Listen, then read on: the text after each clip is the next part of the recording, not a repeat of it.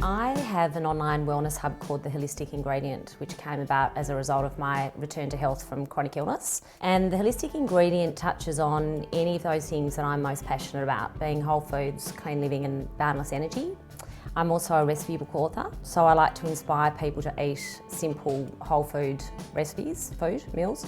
And I'm a therapist, a CTC therapist, so what I do in that is clear anything that's holding you back from feeling amazing. Life can be described as a journey of me because as humans we're constantly evolving and adapting. Every day we're learning better ways, well hopefully we're learning better ways to adapt our behaviour to help improve our lives. And I think it can be sort of likened to constant sort of forks in the road. You know, we're forever having to make conscious decisions about which path we take.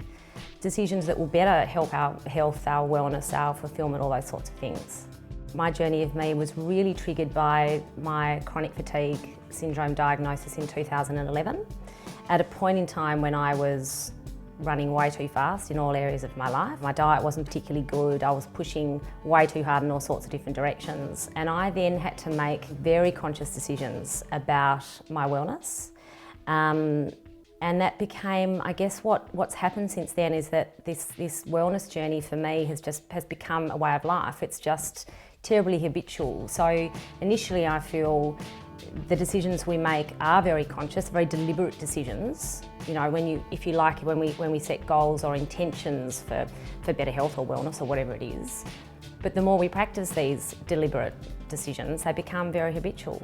So many different facets of my life have become habitual now. So many behaviours of mine every day are just, I don't even think twice about. For those that are looking to start their journey of me, I think it's about sitting down and taking the time to firstly look at your goals. What are those things that you really want to achieve insofar as your wellness? Whether that be sort of finances or, you know, movement or nutrition or a bundle of those things. And then look at making some small conscious decisions and small changes in behaviour every day that can help you get there. But first and foremost, don't for a minute think that you have to do this overnight. This is a really gradual journey, and there are going to be changes and there are going to be forks in the road constantly, where you're going to have to constantly sort of adapt and change direction. And it's about really making better, more empowered choices. Probably one of my biggest challenges is retaining this sense of calm and monitoring the adrenaline and cortisol in my body. So one thing that I've done is engaged a yoga instructor who has helped build a restorative yoga practice. And she's really helped calm me. Similarly, I've recently done a Vedic meditation course.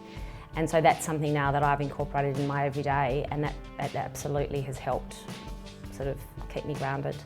I think it's really difficult for many people to truly be themselves in today's world, and I guess I see this a lot in my therapy practice day to day. And I feel it's because there is, for so many people, this underlying feeling of not being good enough. And the issue around this feeling of not being good enough is it then brings about a fear of judgment and this fear of what people think. So every decision they're making, you know, around the clothes that they wear, the foods that they're eating, their daily behaviours are often affected by the fear of what other people think and how they're going to be judged because they don't feel good enough. And so it's a constant challenge for people, I think, to be true, to get to that point. Or what would be beautiful is if many people could get to that point where they realise that they are amazing just the way they are, and to just follow their own journey and to speak their truth and just to be them, and that's when life really happens.